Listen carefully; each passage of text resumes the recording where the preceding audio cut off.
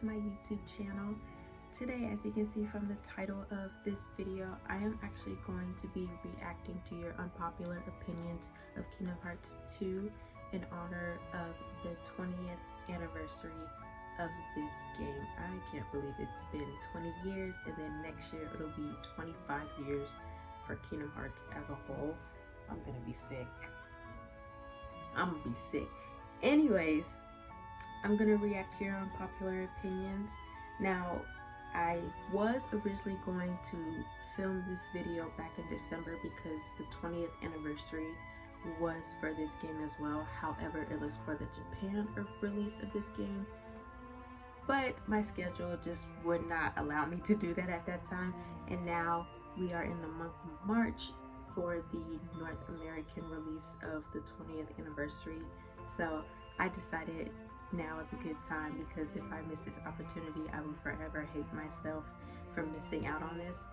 That's neither here nor there, but without further ado, well, before we get into it, hold on, before we get into everything, you guys know to like, comment, subscribe, and follow me on my social platforms.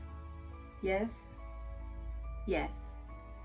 Now, without further ado, let's go ahead and dive into your unpopular opinions of Kingdom Hearts 2. I do have my handy dandy MacBook here.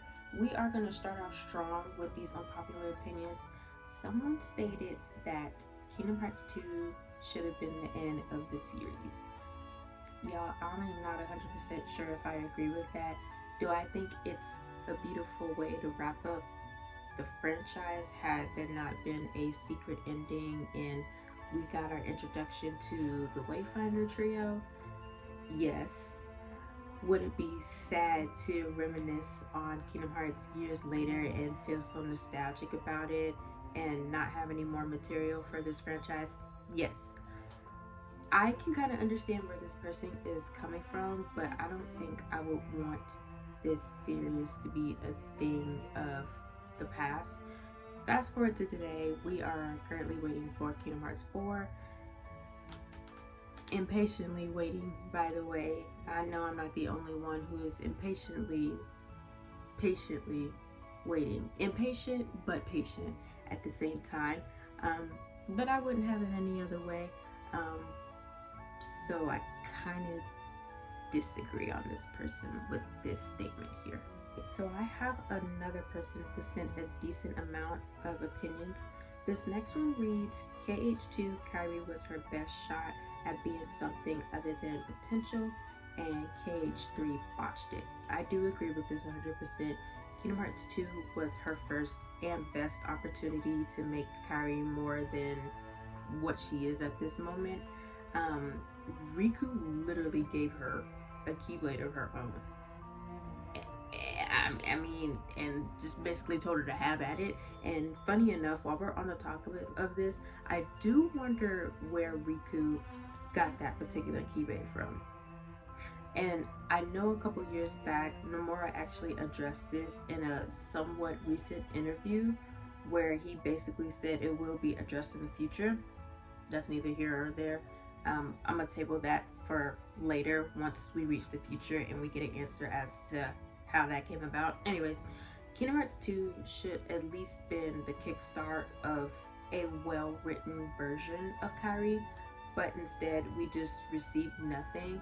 And Kingdom Hearts 3, especially Remind, did make it seem like we were going to get something out of her just for that to be snatched away.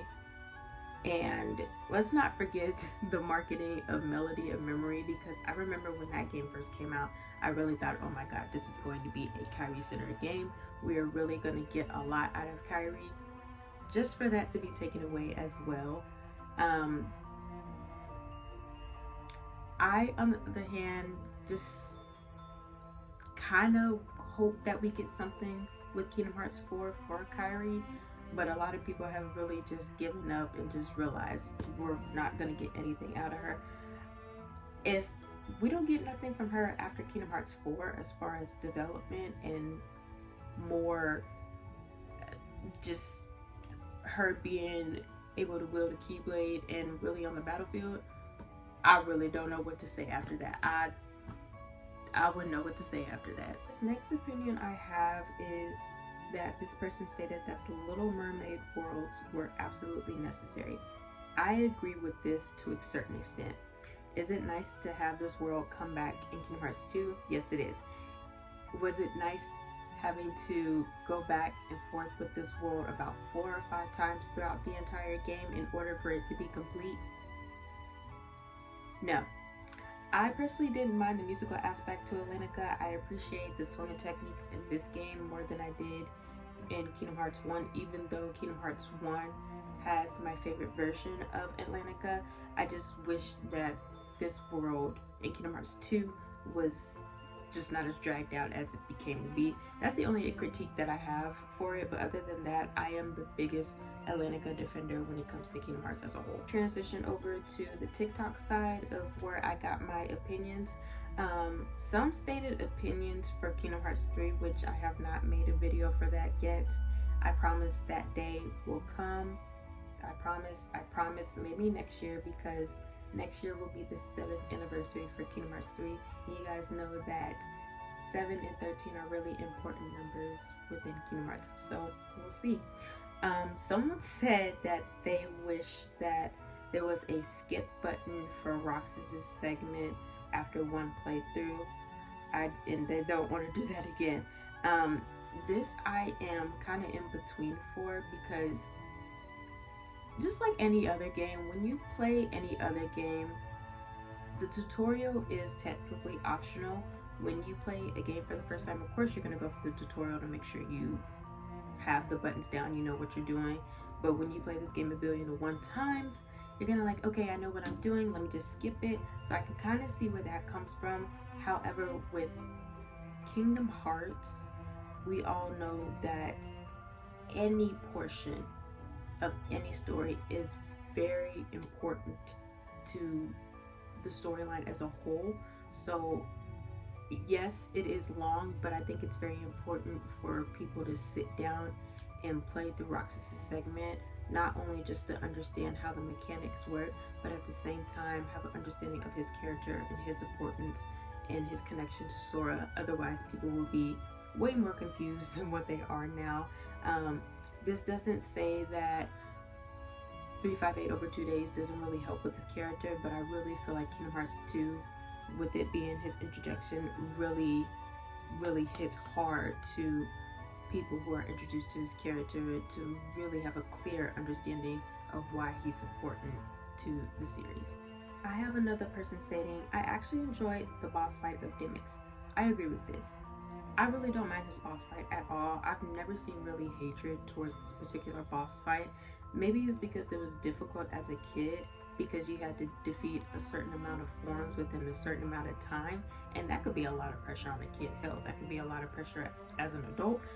But I think people just dislike his quote of hearing dance water dance over and over and over again. Other than that, I don't have a problem with him. I never had a problem with him playing this boss fight, but he's a cool individual to beat in a game. Another person stated, the boss fight in Halloween Town can go straight to hell and ruins what otherwise is a super fun world. The thing is, this person did not specify which boss fight, considering that you do visit this world twice in Kingdom Hearts 2. So I am going to assume that this person is talking about the Oogie Boogie boss fight, whereas I wouldn't see too much of a complaint of fighting the experiment in the second visit. The only reason I believe that this person might be talking about Oogie Boogie is because Oogie Boogie's boss fight in Kingdom Hearts 2 is very similar to Kingdom Hearts 1, whereas you're afar from Oogie Boogie himself, and you basically have to work your way up by avoiding whatever tricks he has up his sleeve, literally. And it can be a bit time consuming if you don't know what you're doing. But with that being said, I don't think it's the worst boss fight to me, but it is a bit time consuming, and you have to work towards your target until you just knock them out. This next one states, Lion Sora was awesome.